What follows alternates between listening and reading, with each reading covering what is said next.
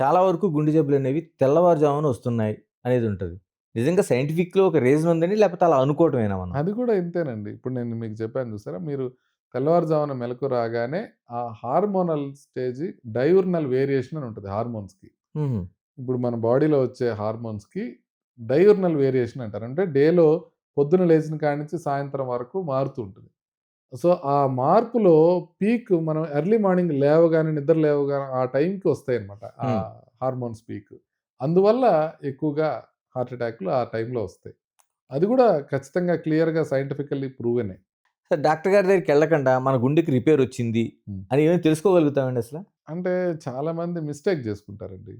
ఇవాళ పొద్దున గూడా ఒకాయన వచ్చారు. పేరు చెప్పను. ఆయన ఈ 5 రోజుల నుంచి ఆయనకి హ్మ్. కడుపులో ఇబ్బందిగా అనిపిచ్చి, ఆ ఇబ్బంది గుండె వరకు పాకుతోంది. హ్మ్. ఆయనకి బీపీ, షుగర్‌లు లేవు. సో, ఆయన ఇది నాకు గ్యాస్ అయ్యుండొచ్చు అని నిర్ధారణకొచ్చారు. 5 రోజుల నుంచి నొప్పొస్తుంటే నిన్న ఒక డాక్టర్ గారి దగ్గరికి వెళ్లారు. నిన్న ఆ డాక్టర్ గారు ఒక ప్యాంటోప్రజోల్ ఇంజెక్షన్ అది ఇచ్చి, గ్యాస్‌కి ఇంజెక్షన్ అది ఇచ్చి, "నువ్వు ముఖర్జీ గారి దగ్గరికెళ్ళు. నువ్వు హ్మ్. నాకెందుకో అనుమానం వస్తుందని" జెప్పారు. అయినా ఆయన ఇవాళ దాకా నెగ్లెక్ట్ జేశారు. ఓకే. నాకిది గ్యాసే అయ్యుంటదని.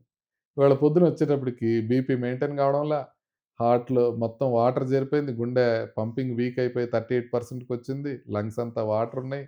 ఆయాస పడుతున్నారు. ఈ టైంలో వచ్చినప్పుడు ఆయన్ని బయట కూర్చోబెట్టి వాళ్ళ ఆవిడకి చెప్పానమ్మా ఈయనకి మేజర్ హార్ట్ అటాక్ ఉంది. ఇమ్మీడియేట్‌గా యాంజియోగ్రామ్ చేయాలి అని. సో, ఇమ్మీడియేట్‌గా ఓపీ ఆపేసి ముందు ఆయనకి యాంజియోగ్రామ్ చేస్తే ఒక రక్తనాళం 100% మూసుకొనుంది. ఆహా!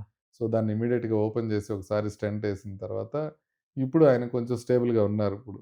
బట్ అంటే 5 రోజుల తర్వాత మనం చేసిన తర్వాత కంప్లీట్‌గా నార్మలైజ్ కాదు గుండె ఎప్పటికి కూడా.